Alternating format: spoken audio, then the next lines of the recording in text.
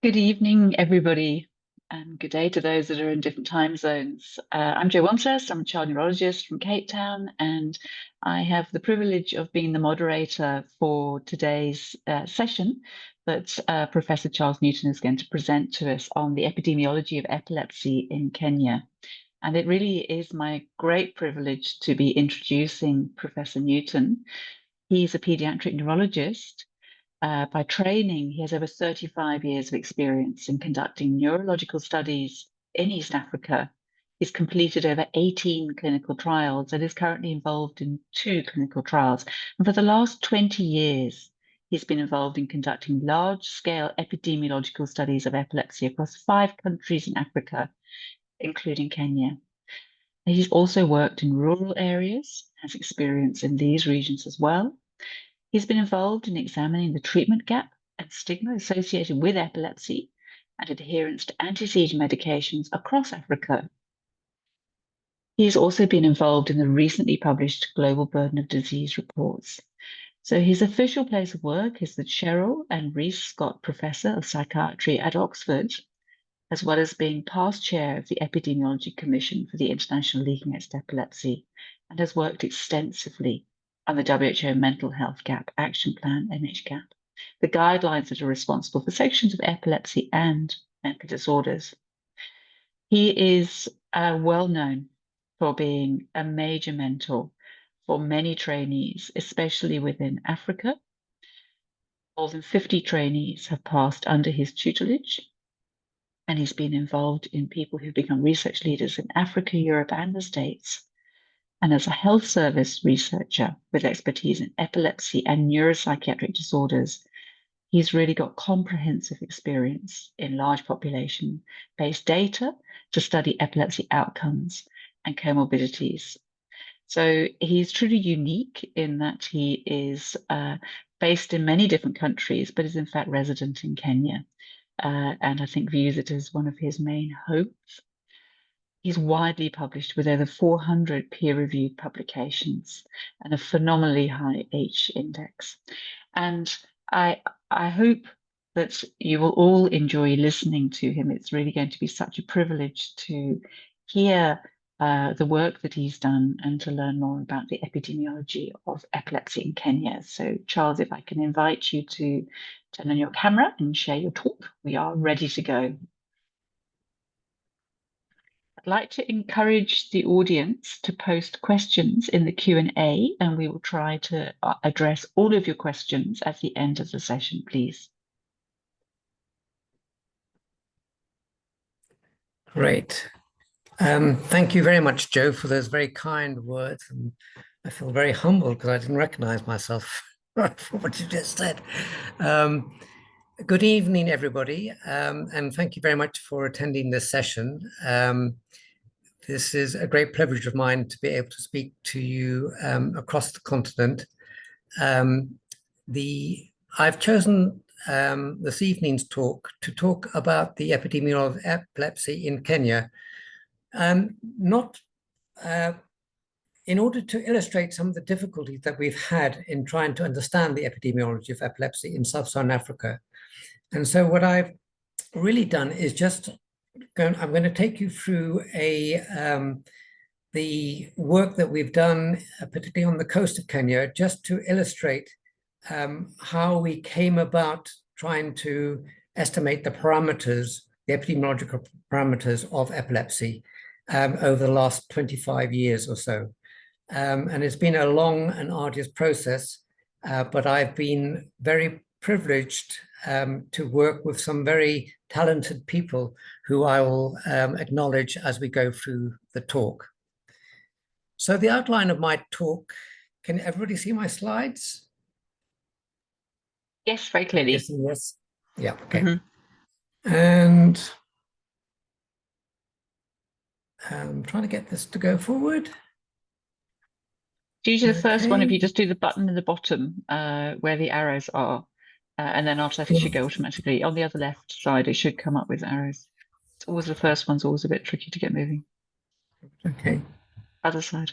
On the other side. Yeah. Let's see if you get arrows coming. There you go. and now press the forward arrow. Other side, left, left, left, go more. Oh, there, that, go for it. Okay, there we are. Great, thank you. And they'll come through. Okay, good. Okay, so I'm going to discuss the basic epidemiological parameters this evening. So the prevalence is simply the proportion of people that have the disease of concern. So it's not a rate, it's a proportion. And one of the difficulties that we have in sub-Saharan Africa is trying to estimate first of all, trying to identify the cases in the community, but secondly, also trying to count the denominator. And that's no easy task as such. The second parameter is the incidence, which is the number of new cases per unit time, and it's normally per number of new unit cases per year, and this is a rate as such. The mortality is the number of people who die per year, or we normally express it in epidemiological terms as the standard mortality ratio, because it adjusts for the age structure of the population that you're studying. And then remission, which will come back to explain to you in a bit more detail.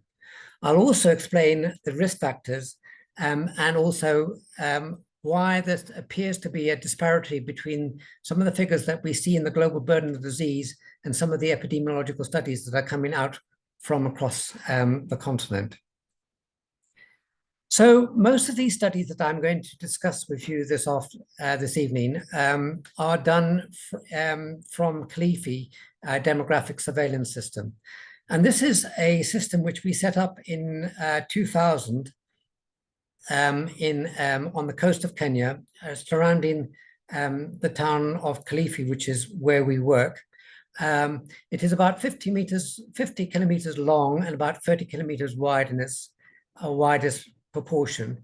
And it has a population in 2000, it had a population of 2000, I should say, it had a population of just about 180,000, nearly 200,000, and suddenly has grown. It's now got a population of nearly 320,000, I think was the last estimate as such. So the zone was divided up into what we call 186 enumeration zones. And these were arbitrarily defined as zones which had about 1,000 population in them. There were some that had less and some of them had slightly more, depending upon the geography and whether they encompass farmland and such like. But this is where we did most of our studies as such. One of the difficulties that we had is, although we started the demographic surveillance system in 2000, we were censoring the population 3 times a year, and we were counting the number of in-migrations, out-migrations, births, and deaths. But it took us about 5 or 6 enumeration rounds to stabilize the population. So one of the lessons that we learned was that it's actually very difficult to get a proper denominator just on one survey, because there are lots of missing cases that you suddenly find when you repeat the survey later on, which should have been there when you did the initial survey, particularly in rural areas. So we started looking at particularly convulsive epilepsies. And we defined active convulsive epilepsy as seizures within the last year, because this is the criteria that we use in Kenya for starting anti-seizure medication. Convulsives, because they were easy to recognize, and epilepsy followed the International League Against Epilepsy's definition of 2 or more unprovoked seizures at least 24 hours apart. And the reason that we chose this was that initially was the convulsions are much more reliably detected, and that they're associated with the greatest mortality and the most stigma. But they only represent a proportion of all of the epilepsies. And they are likely to underestimate the complete burden of epilepsy by about a half. If you look at the studies from, for example, the GP studies in London, non-convulsive epilepsies make up more than 40% of all the epilepsies. So this does represent an underestimate, But we chose that specifically because we felt that this was the most robust way of trying to get a handle on what was happening in terms of the epidemiology. So the first study that we conducted was conducted by Victor Mongalo Ndera, who used it for his PhD. And he looked particularly at children 6 to 9 years of age, 10,000 children in the demographic surveillance system. And he asked a question about kafafa, which is a key Swahili word for seizure, one of the key Swahili words for seizures, but he used other words as well in order to try and detect it. And he found that the prevalence of active epilepsy in these children of 6 to 9 years old was about 1.1%, 11 per 1,000. But that of lifetime epilepsy was in the order of about 41 per 1,000, 4%. The problem that we had there was that we had a lot of difficulty distinguishing between febrile seizures and epilepsy, because people couldn't often recall whether the child had had a febrile illness during the time that they had seizures or not. And therefore, we were very sort of circumspect about reporting the lifetime epilepsy in particular of about 4%. Victor repeated the survey 2.5 years later and was able to calculate the incidence of about 187 per 100,000 per year. Now, this is considerably higher in this age group of children. This is considerably higher than most other studies, which were reporting somewhere between 70 and 90 per 100,000, but it wasn't the highest incidence study that had been reported from Sub-Saharan Africa. High incidence studies have been reported, for example, in the context of in Western Uganda and in South Sudan and in southern Tanzania. Again, one of the difficulties we had with this study is that the cases that we identified, we still weren't unable to make sure that they didn't have febrile seizures or that they didn't have acute symptomatic seizures. And therefore, we were very guarded about saying that this was a true incidence in the study. Victor also found that a lot of them had moderate to severe neurological impairments. Over 2/3 of them who had impairments had cognitive impairment, which was influencing the quality of life. And the treatment gap in that initial survey that we conducted in 2002 was enormous. It was only 11% of children were on anti-seizure medication. Most of them were taking phenobarbital. So this Victor study is really set up for the next stage of studies, which was a study in which we then decided to look at epilepsy in both adults and in older children.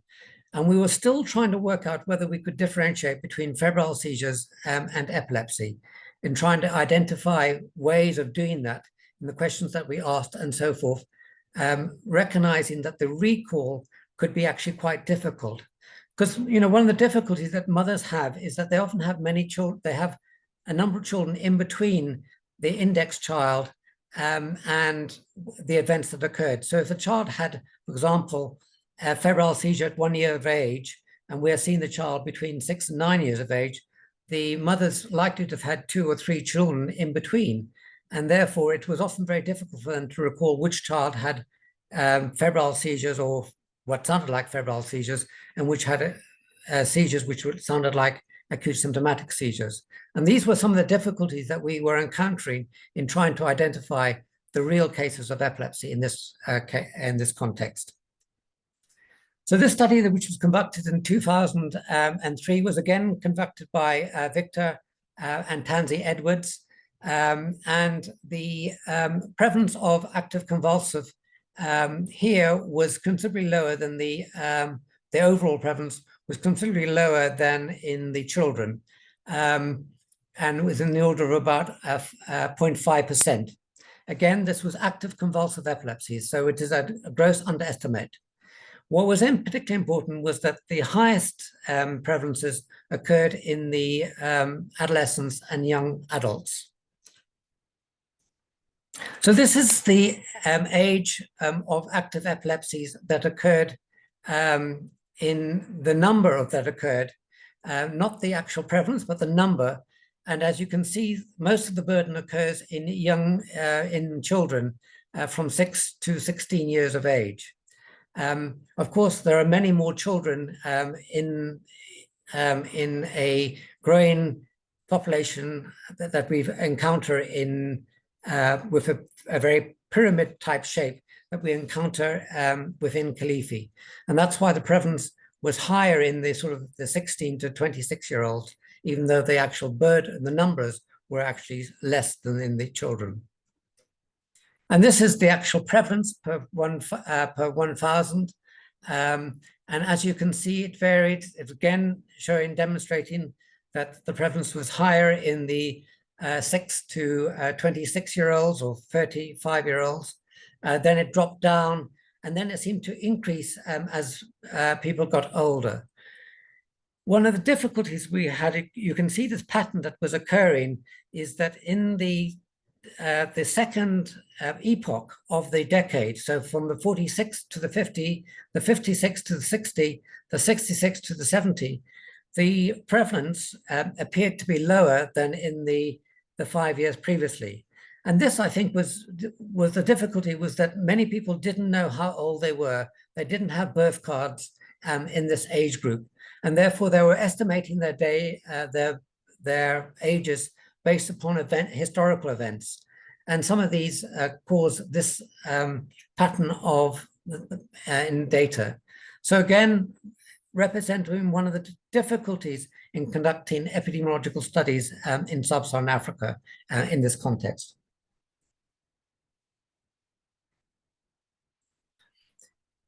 The age of onset, again, was quite noticeable that most of the epilepsy occurred in young childhood, seemed to occur then. Again, this very high frequency was probably also contained acute symptomatic seizures, particularly in Kalifi, it's secondary to malaria, but also febrile seizures as well. But as you can see, that most of the epilepsy does actually begin in childhood. And therefore, children do have the greatest burden of epilepsy on the continent. And I'll show you some data to support that. The other thing that we found was that we were able to, these are the enumeration zones, and we were able to look at the prevalence of epilepsy in all of the enumeration zones. And as you can see, there's quite a lot of heterogeneity. So if you went, I don't know if my arrow is showing, but if you went and went to one of the dark red areas, you would actually have quite a high prevalence, while in the lighter red areas, the prevalence was much lower. And even some areas, mainly because these were areas which had a lot of farmland and didn't have a high population, they were very low indeed. And therefore, if you take only a very small sample, you might get a falsely elevated or falsely low prevalence. And this really illustrates the difficulty in trying to provide an overall picture of the epidemiology from an area. So this was, again, just to remind you that at this stage of the population of about 260,000 when we conducted these studies in 2003. And again, that's quite a large population. We were lucky to be able to utilize the demographic surveillance system in order to do that in this context.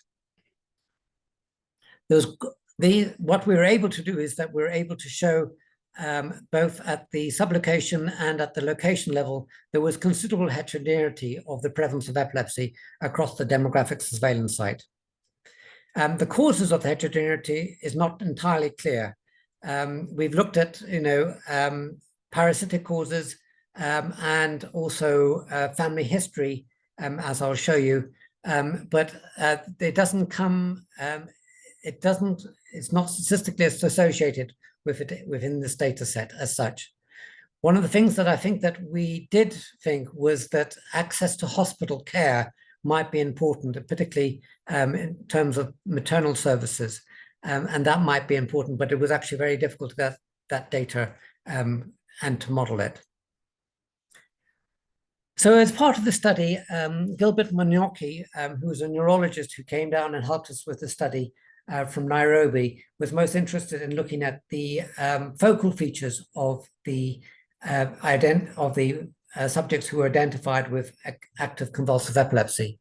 And what he found is that even though that they had active convulsive epilepsy, 71% of these subjects had evidence of focal abnormalities, either as defined by semiology, that they had focal seizures, or that they had focal neurological deficits, or that they had focal EEG abnormalities. And we did EEGs on all of these participants.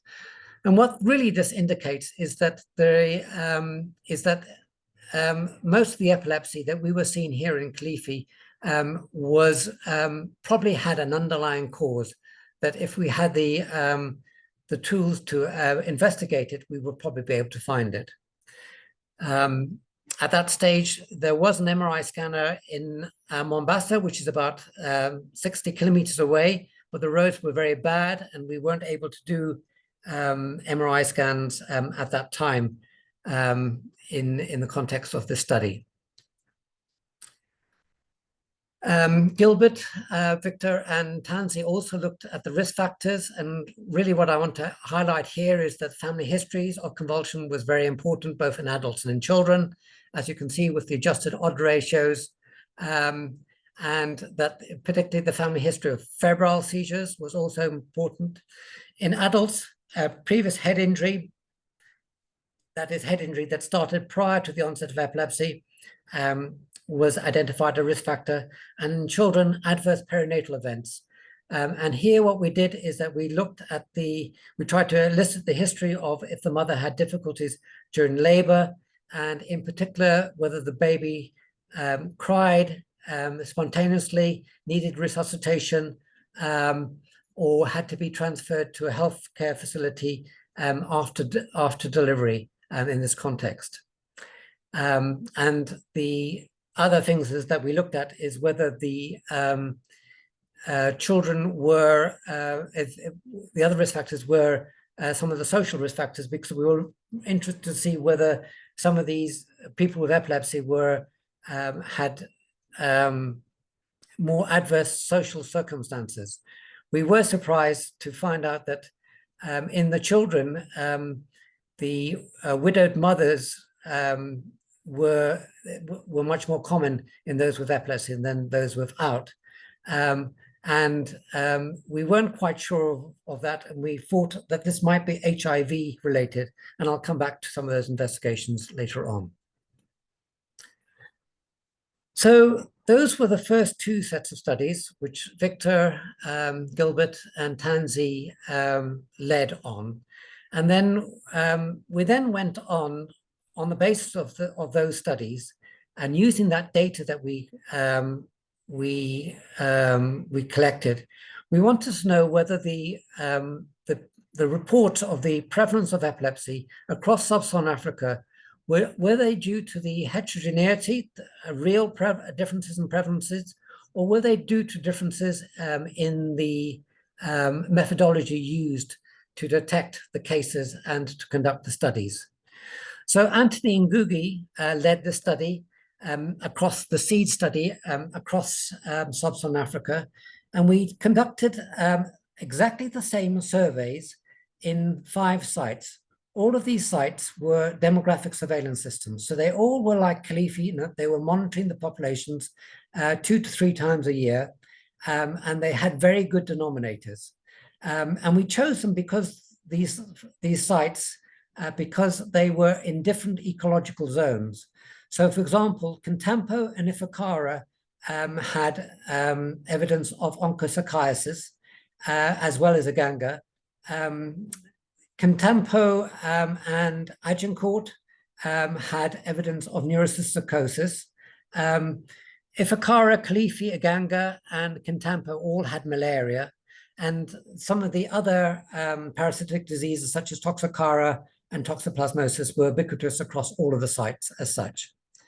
And the other reason that we chose these sites is that they were able to provide neurological support in terms of that they had functioning chronic care clinics that we would be able to refer the patients that we identified within the community to start their medication, and also that all of the sites had neurological expertise, either in context of visiting neurologists or were in easy contact with neurologists as such.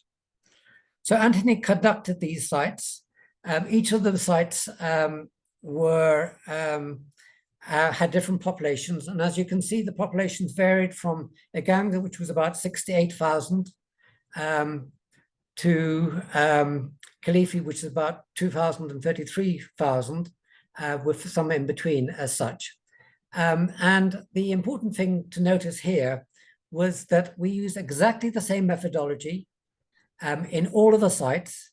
One of the things that we did have to spend quite a lot of time on was trying to, in terms of the questionnaires that we were administering in order to detect the cases.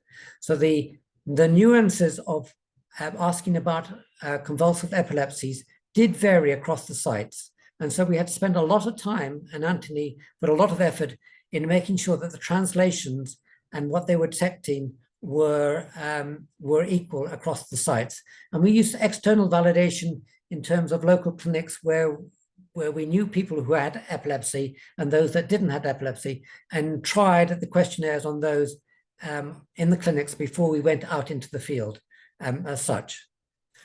As you can see, the prevalence varied quite considerably. The lowest was 7 per 1,000 in Agincourt in South Africa, which is on the Mozambican border. And the highest was in Ifakara, which is down in the southern part of Tanzania, which was about 15 per 1,000. And the other sites were in between as such. But what was interesting was the age distribution. So on this graph, you can see that the blue line represents the prevalence according to the age, and the bars represent the age of onset of active convulsive epilepsy. And if you look at panel A, which is Kilifi, you can see this mirrors the studies that we saw in our previous studies in the context of most of the epilepsy starting in childhood as such, with a little bit of decreasing and then a little bit of an increase in the over 50s. While if you go to Agincourt, it was much more flatter in terms of the age of onset, and the prevalence increased with age as such. Uganda had a very pronounced beginning in childhood and decreased with age in terms of the age of onset decreased with age, while Ifakara in Tanzania and Kintampo in Ghana were in between as such. And the prevalence in the blue lines did vary quite considerably in this context. Again, I would want to emphasize this was done with exactly the same methodology. So what the take-home message here is that the epidemiology of epilepsy, which is different in different parts of Africa, which really shouldn't surprise us, because there are different environmental factors which may be contributing to it.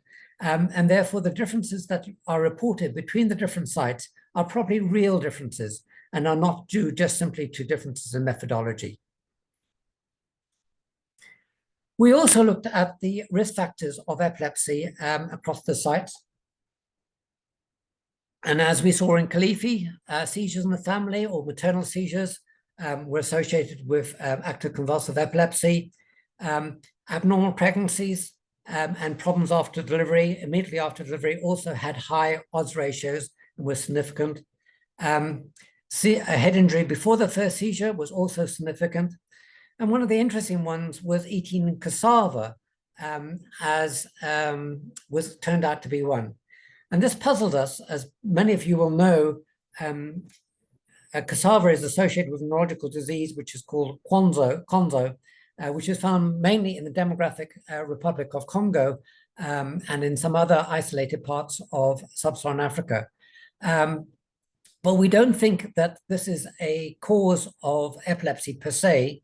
but we think that this is a marker of poverty and probably represents a marker of other parasitic diseases, because people tend to eat cassava if they are in drought areas or if they're very poor as such. When we looked at the parasitic risk factors, the ones that came out to be most important, but if the odds ratios weren't very high, were Toxocara, toxoplasmosis, and onchocerciasis in the sites that had onchocerciasis. That was Ifakara, Iganga in Uganda, and Kintampo in Ghana.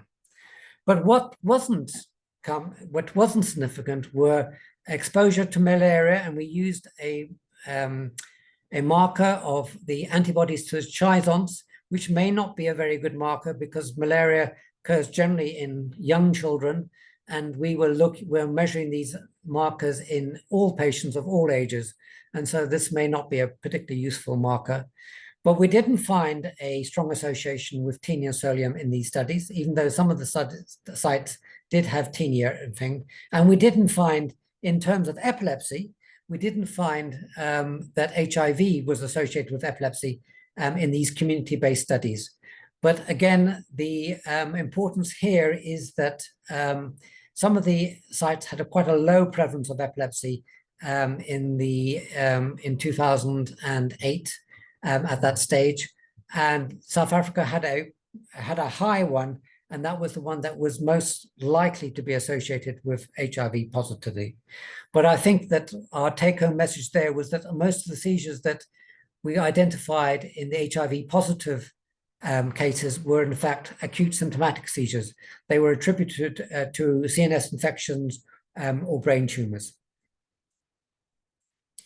So one of the important epidemiological calculations that one can make is a thing called a population attributable fraction. And I just want to take you through this because many people don't understand it, and yet it's a very important way of trying to convey a public health message.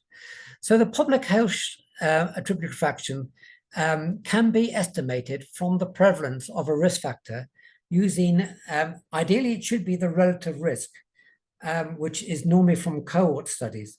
But you can use the odds ratio as an estimate of the relative risk in conditions which are relatively rare, such as epilepsy.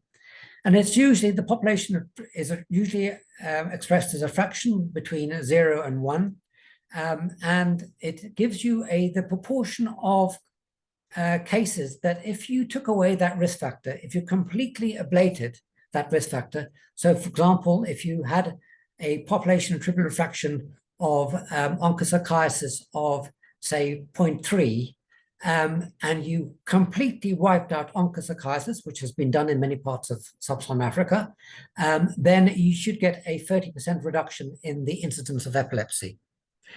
So when we looked at the population attributable fraction across the sites, the first thing to notice is that in the non-parasitic adults, some of the risk factors, which I've already mentioned, were remarkably constant right across the 5 sites, in the order of about 0.32 to 0.46. In the children, there was more of a difference, ranging from 0.27 in Iganga up to 0.62 in Kintampo, and this included seizures in the family, maternal seizures, abnormal pregnancy problems, delivery, and head injury as well.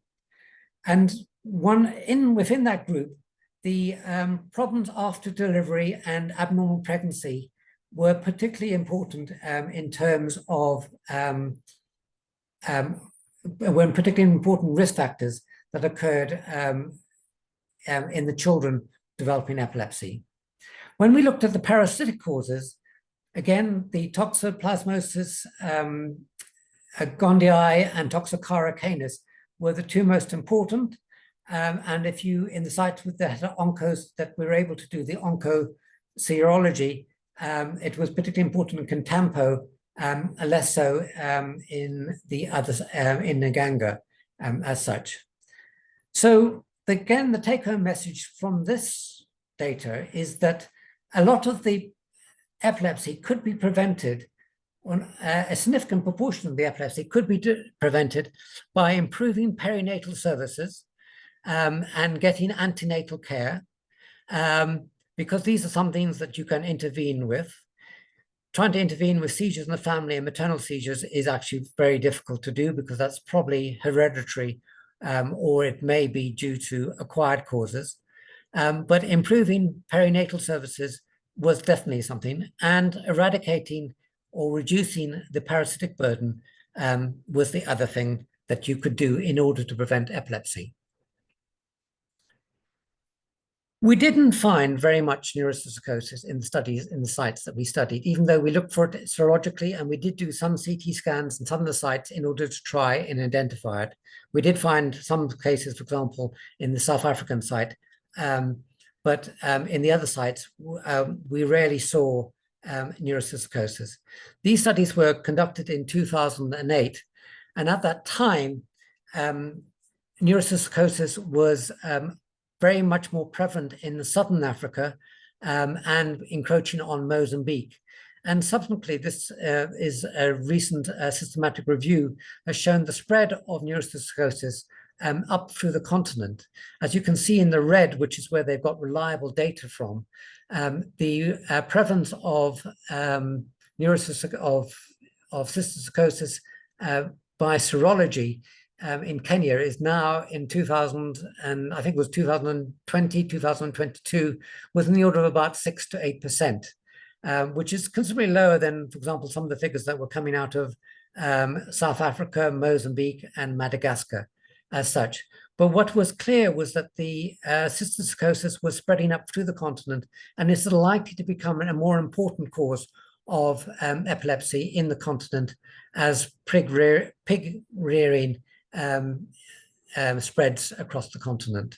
So it's something that we need to be aware of and something that we can actually do something about to prevent the epilepsy cases associated with it. So the second part of my talk is really to do with the incidence of epilepsy in sub-Saharan Africa. And these were the studies that were conducted before we started the SEED study. And again, they were incidence studies are notoriously difficult to do.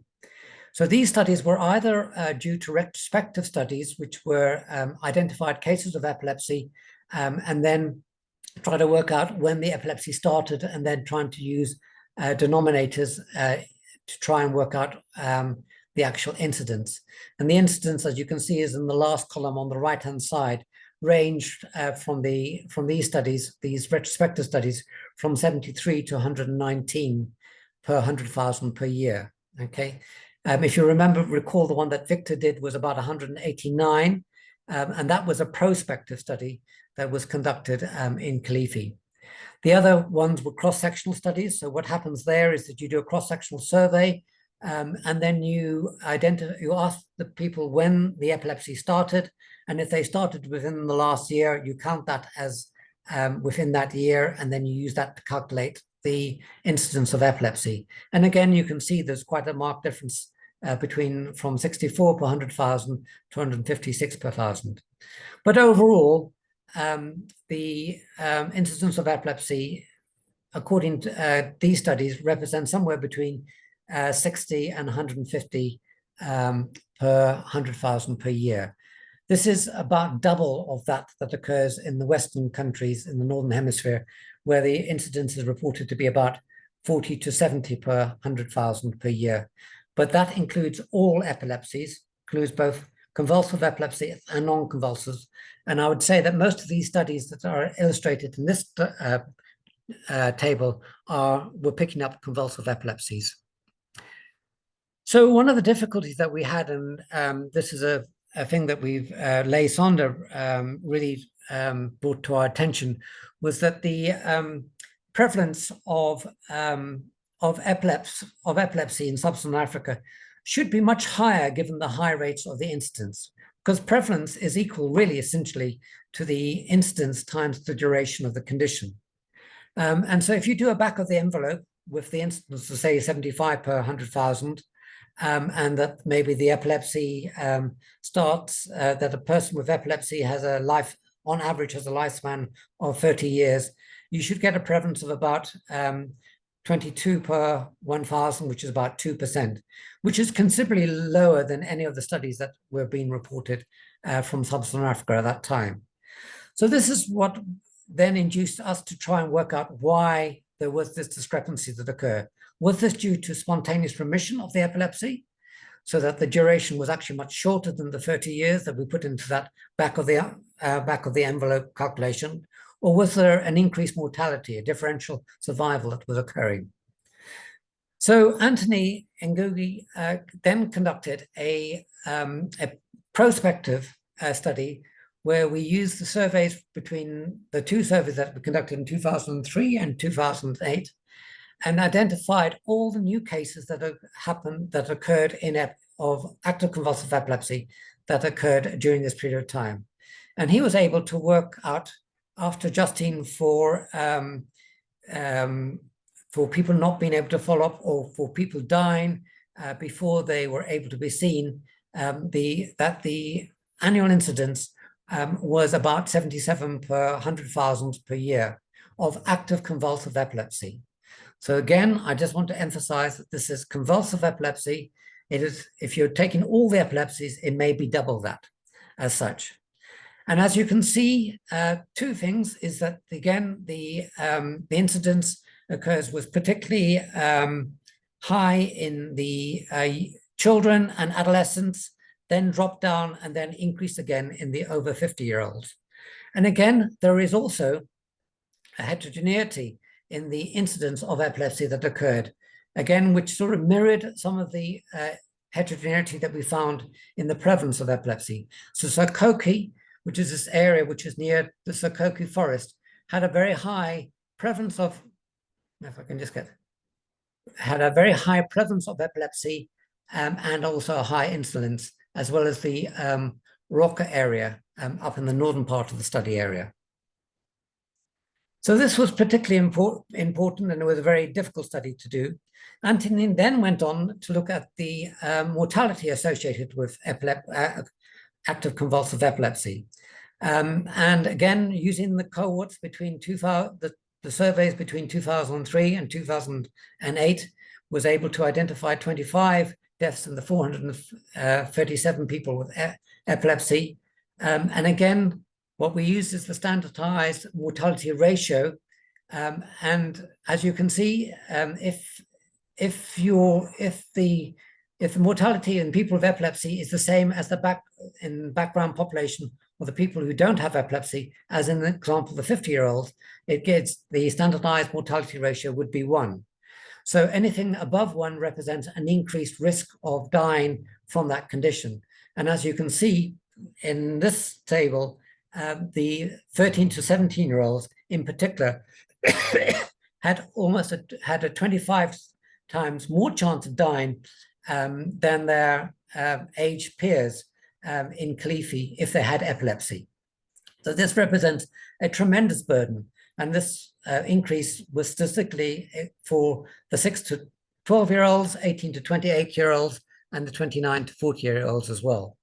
And so there was a increased mortality associated with epilepsy, which probably another explanation as to why there's a discrepancy between the prevalence and the incidence. What was particularly important from Anthony's study was that 70% of the deaths were epilepsy related, either status epilepticus or drowning or burns. And these are all preventable conditions, or that conditions that could be treated if they were treated in a timely manner. The other thing that we did do is that we tried to model the remission rate. So this was done by Fred Ebinder, who is a statistician at Kalifi. And essentially what he did was that he used a tool called the DISMOD2, which is a part of the Global Burden of Disease tool, imputing the prevalence, incidence, and the standardized mortality ratio to derive the instantaneous rates. Now, the figures that you see here are actually different from the ones from the real data. And the reason being is that this data is imputed into a mathematical model and then is run in sort of a Monte Carlo manner thousands of times in order to level out the uncertainties that occur. But what this data does show is that the instantaneous remission rate is considerably high.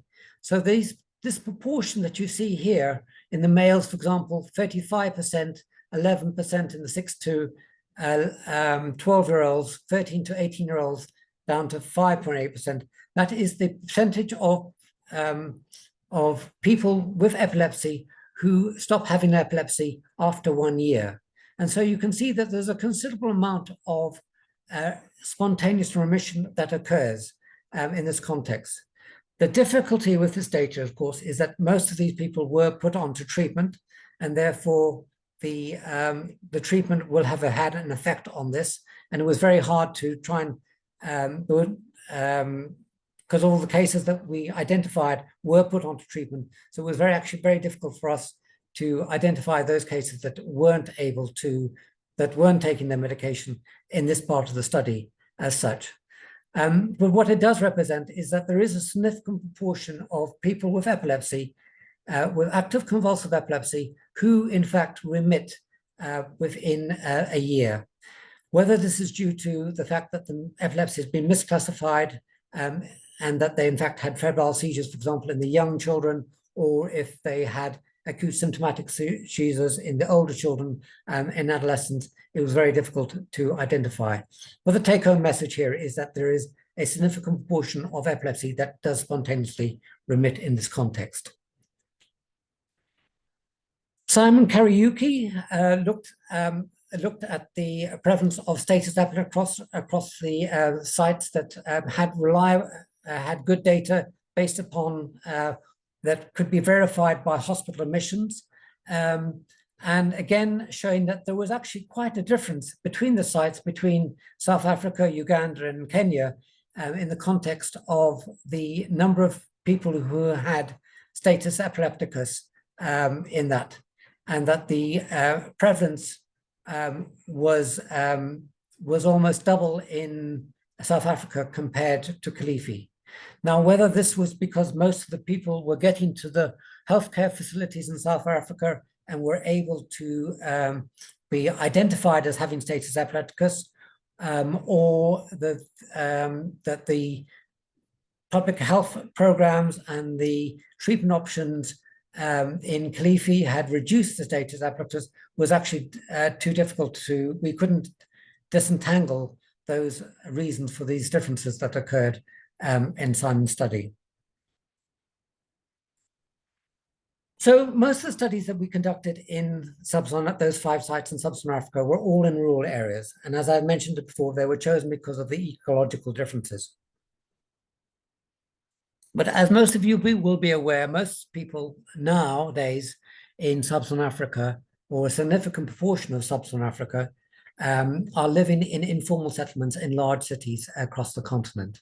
And particularly for example, in Nairobi, more than half the population of Nairobi lives in informal settlements. And so this was a study done by Daniel Mwanga at the APHRC and in 2 informal settlements in Nairobi, where they screened 56,000 inhabitants for epilepsy using the same tools that we'd used in the SEED studies. These were then examined by a neurology team, which included 1 adult consultant neurologist and 2 neurologists who were in training at the University of Nairobi.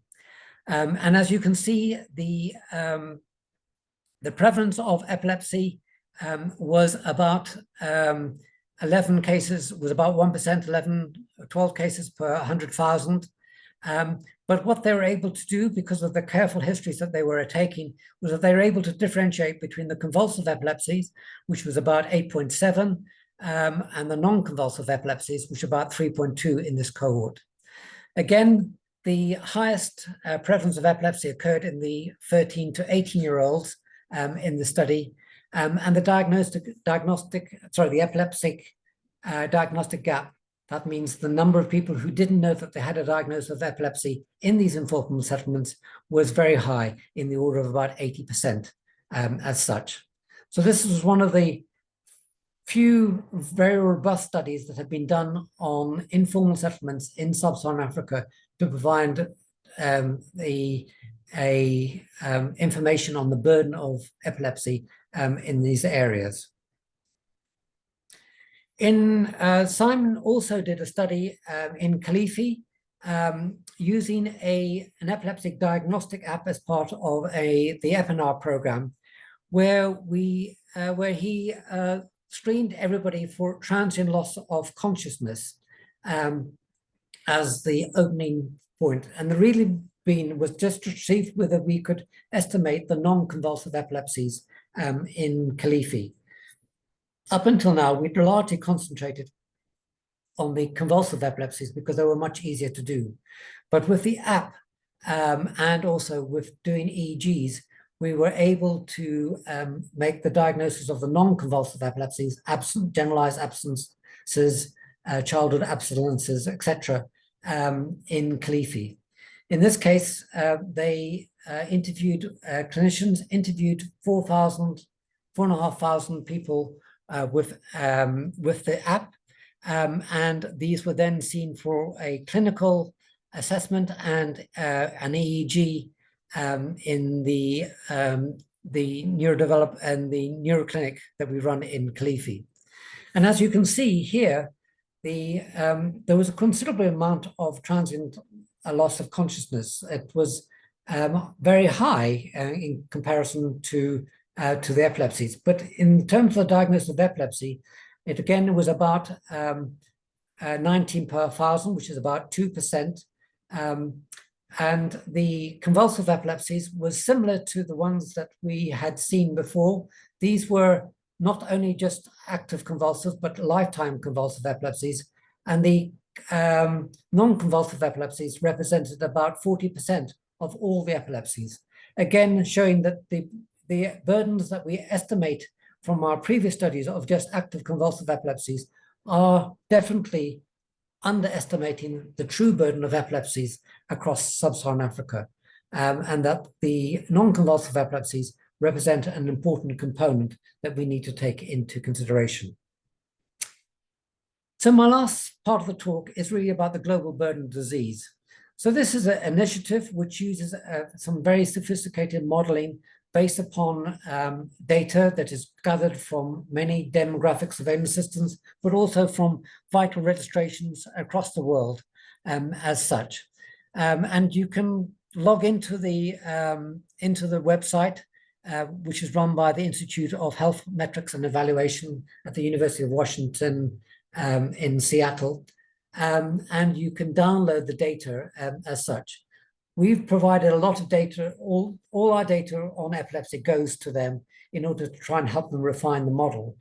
But the reason I wanted to show you this was, first of all, a couple of caveats. First of all, they only estimate so-called idiopathic epilepsy. As many of you will know, this is a term that we've largely dropped with the International League Against Epilepsy, but it's still used by the Global Burden Disease as epilepsy which doesn't have a defined cause. Because they are not able to impute data from genetic causes of epilepsy across the globe.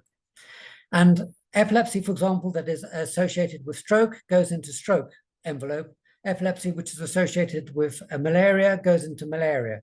So it represents a proportion of the generalized epilepsies that occur, but not many of the focal epilepsies. And what I've hoped that I've showed you with Gilbert's study is that more than 50% of our epilepsies that we see in sub-Saharan Africa are probably of focal origin and probably have an underlying cause as such. And these are not collected in this data. So when you look at Kilifi, for example, the prevalence cases, they use a slightly different metric, which is per 100,000. So there's about in the order of about 400 per 100,000, which is about 0.4%. which is considerably lower than the figures that I've quoted to you from our studies, which we conducted in Kalifi. And the main reason for this is because they're just concentrating on idiopathic epilepsy and that they're imputing a model. One of the good things about this is that, that they're able to do some granularity. So you can see Kalifi is one district, but you can also look at Nairobi, for example, and other districts within Kenya to see that there is actually quite a variation that occurs in this model of epilepsy that occurs. Again, I would just emphasize that this is a model. So for example, if you look here, Zambia seems to have a very high prevalence of epilepsy, which I'm sure is being swayed by just one or two studies on small population groups, rather than the countries surrounding them, which probably represents a much more reliable estimate of the prevalence of epilepsies. But what is important about the global burden of disease is that it's able to model about changes over time. So the global burden of disease started in 1990, and the latest iteration is in fact now 2023, but this data is, the latest data they've published is 2021. And what they've shown is that in Kenya, for example, is that the years lived with disability is increasing since about the mid-1990s. This decrease is probably a function of the HIV pandemic, which was hitting Kenya at that time.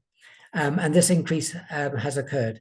And the prevalence of epilepsy also looks like it is occurring. The shaded proportion represents the uncertainty intervals that occurs around the central line. So you can see that there's actually quite a wide uncertainty intervals that occur in this context. But it does appear that the prevalence of epilepsy is increasing within Kenya, according to this model as such. So in conclusion, Kenya has a considerable burden of epilepsy, as do many other sub-Saharan African countries. The total burden is probably underestimated, but may be increasing. Most epilepsy starts in childhood, but with increased survival, the prevalence and incidence appears to be increasing, particularly in the elderly. The incidence is high, and the prevalence of epilepsy should be higher, but with the increased mortality and the spontaneous remission, this is what drives down the prevalence as such. And I think that about 25% of epilepsy could be prevented. Thank you very much. I'd just like to acknowledge all my co-workers who've done most of this work, particularly those in the highlighted in blue, who've really done a lot of the work on the studies that I presented to you this evening. And I'd just like to acknowledge we've lost 3 people as part of the study group, Victor Mungala, Matthew Alexander, who did the studies in Ifakara in Tanzania, and Brian Neville, who was a consultant on the studies and reviewing cases of epilepsy in some of these studies. Thank you very much.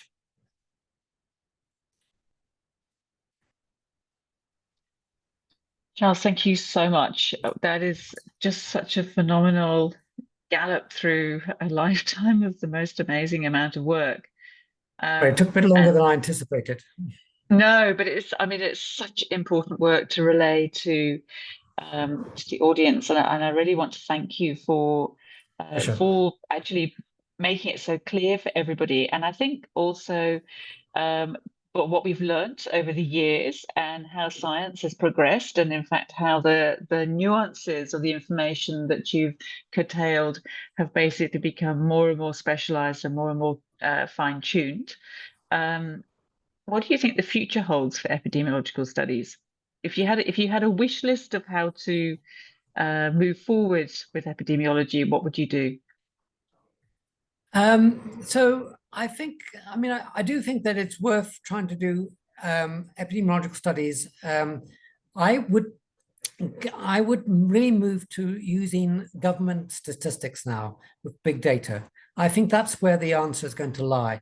Just trying to improve the data capturing in the healthcare facilities across the countries. The epidemiological studies that we've conducted are laborious, they're expensive, they're very time consuming, they're very difficult to do.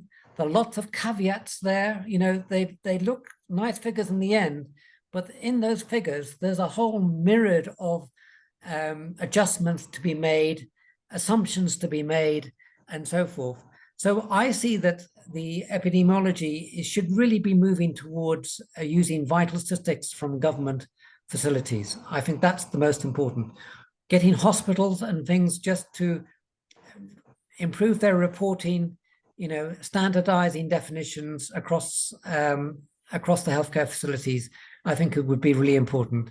And that content, there will be places for more detailed epidemiological studies, but I think from the point of view of Africa, really just trying to get our vital statistics in a robust manner would be very helpful for public health messages. I mean, presumably that would also then feed into improving healthcare and getting the message through, rather than doing the study and then trying to convince people that there's an issue. There would be buy-in from the beginning. Yeah, I think so. Yeah, I think, you know, yeah. So you haven't mentioned traditional healers. Did you engage with any of them? We did. We've engaged them in all the sites that we've worked at. We engage with traditional health practitioners, and we have in Kalifi. We have a very good collaboration where they helped with in terms of an education system that we ran a trial of that Caroline Kafmoni did, which showed that we were able to reduce stigma and improve adherence to medication with the help of traditional healers. I think that we also did some ethnographic work, and we're still doing more ethnographic work. And I think that what traditional healers do is that they provide a lot of psychosocial support, much better than us in the biomedical sphere, partly because they understand the community much better than we do. I mean that I say that, you know, obviously there are people who understand their communities very well, so I'm not dismissing that, but I'm just saying that even if you come from outside of a community to another, and from one community to another community, understanding what their perceptions of epilepsy is particularly important. And the second thing is that they spend much more time with the individual and their families. They call in the families, you know, and so it's often a half-day consultation that occurs. And that's why I think that they are a very powerful influence in the context of epilepsy, particularly in the rural areas, but also we found in informal settlements in Nairobi as well. Charles, thank you very, very much. I think you've blown everybody away because I can't see any questions coming through. I think that everybody's still assimilating all the information that you relayed to us. But I want to thank you for giving up your time this evening and really doing such a massive amount of information relaying. I just want to encourage people listening is that projects such as the many that Charles has been discussing, we try to keep a record of them through the Global Health in Epilepsy Data Project Database. And that we use this basically to try and keep a registry of existing epilepsy projects through Africa, the Eastern Mediterranean, and other regions, because it allows us to identify information about project location, institutional partners, project scope, funding sources, and also volunteer needs. And it's very quick and easy to complete the database. If you have a project to upload, you can submit information on your project. You can inform understanding of efforts that are occurring throughout the world to narrow the epilepsy treatment gap. And we've heard how important that is from the talk, and that the database will provide you with an opportunity to learn from others and to explore collaboration opportunities that might strengthen your own work as well as that of the sector. So the database also allows people from different areas such as government, academia, nonprofit, and philanthropy to learn about existing efforts while offering the means to engage. So really, those of you that may have projects happening, I'd really encourage you to keep this fluid, and there'll be, you can see here the web page for accessing this. So I just want to thank everybody for their time and to encourage you to then to complete the survey. This will enable you to get your certificate for having attended this evening. And to say thank you to everybody for listening, and especially to Professor Newton for giving us such a phenomenal presentation this evening. Thank you so much. My absolute pleasure. Thank you. Thank you. Take care, everybody. Okay.